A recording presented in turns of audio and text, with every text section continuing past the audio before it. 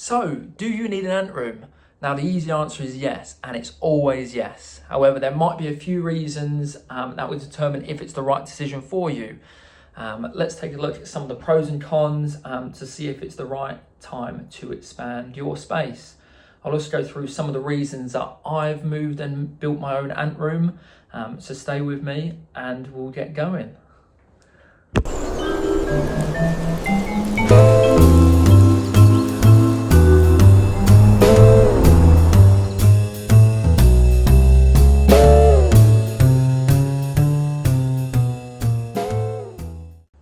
So right, let's talk about all things ant rooms. Now, ant rooms don't have to be huge spaces. They don't have to even be in your house. They can be external, internal, anywhere you like.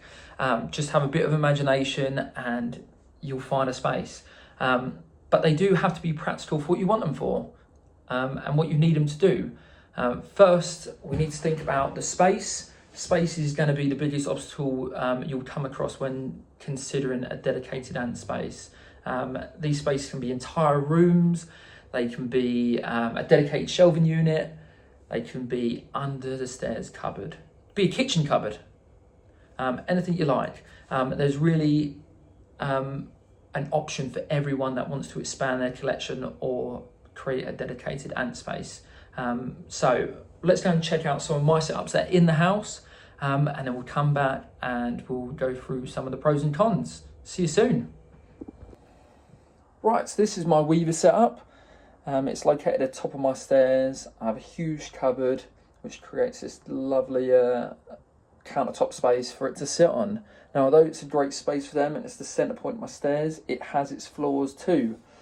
As you can see, the heat cables are unsightly. I have some heat cables up and down the back of it, but it just wasn't heating it correctly, so I've had to wrap it around the setup to try and make it a bit more consistent with the heating. If I'd put it in a kind of warmer area of the house, then I probably wouldn't need this and it'll look a bit nicer. But I like it being at the top of the stairs, so I don't have to detour to see any of them. It's always there when I'm up and down the stairs all day.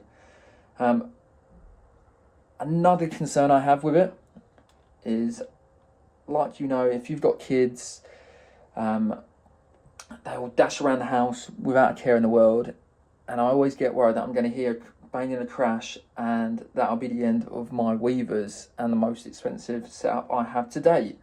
But yeah, that's my weaver setup. Like you said, like you can see, even it's not a huge space. It's literally a little glass cube, nice and tall for them to weave about and bits like that. And I've got the test tube tower in there from Antics. But that's the weavers. Now join me as we go and have a look at some of the other species. Right, so here we have a few of the little setups tucked away underneath my weavers in this little cupboard area. So I've got a few setups that don't need heating. Also got a few bits of food, ant nectar.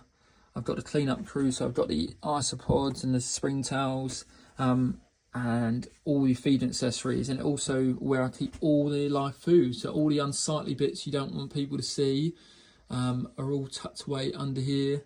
I've also got all the spares. I've got test tubes, setups, thermostats, anything you could think of that I might need to get. All these spare setups, all the modular bits, everything in here. Also got all the cables tucked in here, so it makes it a little bit neater than it all being on the countertop. Thing with the live food being in here, they do smell. They are bugs and insects and bits like that, so that's something else to consider when you're thinking about your dedicated ant spaces, where your live food's going to be kept. Luckily, I've got these doors that go on the front of it, and it just keeps the smell at bay a little bit more. So here we are, the third and final location of my ants. Obviously you can see how busy it is. It's actually inside of an unused section of my son's wardrobe in his room. You can see the bearded dragon vivarium takes up most of the room, but it does create this nice little countertop area for my ants to sit on. Now, all of these ants are exotic species. They are heated all year round. I've got this side sitting between 25 and 27 degrees. This one, 22 and 24. But as you can see of how busy it is, there's a lot of stuff going on. The good thing is that it's sitting on top of a vivarium that gets nice and warm. The heat mats don't have to be on all the time. But as you can see, it's a lack of room. All of these species are going to get bigger. They're only just starting off. So there's nowhere for them to go. So that's the reason for the cabin. Now let's head back down there and we can carry on this conversation from there. Right, so now you've seen all my ant spaces inside. Let's talk about some of my reasons why I've built this ant cabin. In reality, do I need it? No, not just yet. But it's been forced a bit sooner than I wanted to. So later this month, my house is being rewired. So it means lots of dust, lots of noise, lots of solvents and bits like that. So I wanted to make sure the ants stay safe. So bringing them into their own dedicated ant space in a cabin was kind of like the right thing to do, just a bit ahead of time than I wanted to. The intention was to always build a cabin or a dedicated ant space in the house that would allow me to kind of keep them all separate, away from the kids, and look at different species. So having them in a cabin like this, I can expand as fast as I want. Some of the species I've already got can get quite large colonies, large enclosure setups. So having a space that I can really have free reign to use in a way has definitely made it a lot easier. Looking at the species that I want to possibly get into, it's just nice knowing that I've got the space to expand on them when it comes to it. Right, now we're sitting back in the ant room. Let's look at some of the pros and cons of the ant spaces. So like I said, they're great for larger species. Anything that needs more than a shelf or has you rapidly expanding, an ant room is a good call. Outdoor spaces, it's a great way to move everything out of the house, away from anything that they can cause harm to or get harmed by. So like the kids potentially knocking things over, or any escapees, especially with kind of ones that can sting or bite. It's great to get them away from the kids. Following on from that, the dangerous species, having their own dedicated space will give you some peace of mind. I know I've kind of not kept certain species because just in case they escape, especially in my son's room, I don't want him waking up with any stings or bites or bits like that. So a bit of peace of mind will go a long way. And then another one, a place to escape. Most of us in the hobby, because we love watching and learning about these amazing creatures. So now having your own space where you can sit down and really enjoy them, because most of the spaces in our house will be tucked away, or in smaller spaces where they're not really viewed. So having your own space is definitely an option if you plan to kind of keep expanding and watching them. Some of the cons to space, not everyone has the space to dedicate to their ants. However, a little imagination can go a long way. Like with my ones, I've used an empty section of a wardrobe at the moment.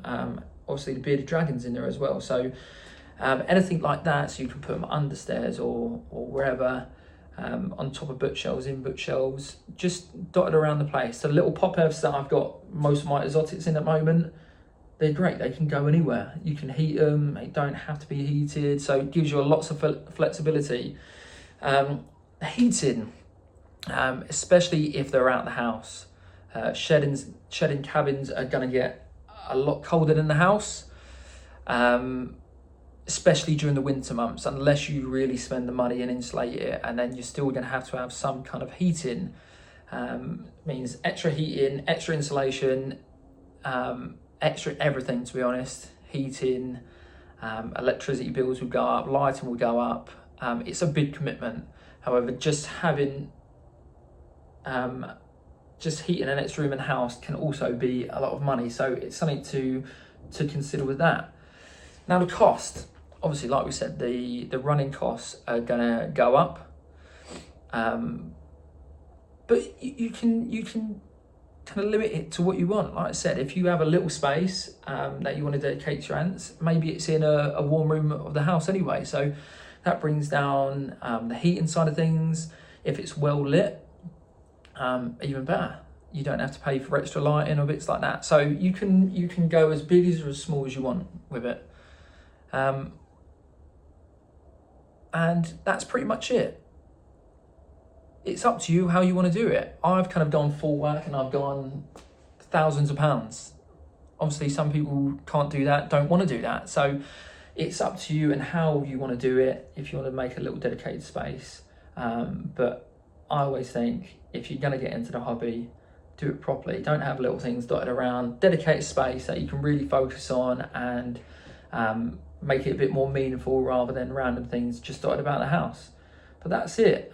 Take care, and I'll see you on the next one. Hopefully, I'll do a little follow-up when all the ants have moved in here, once the work's started. But until then, be good, be safe, and I'll see you on the next one.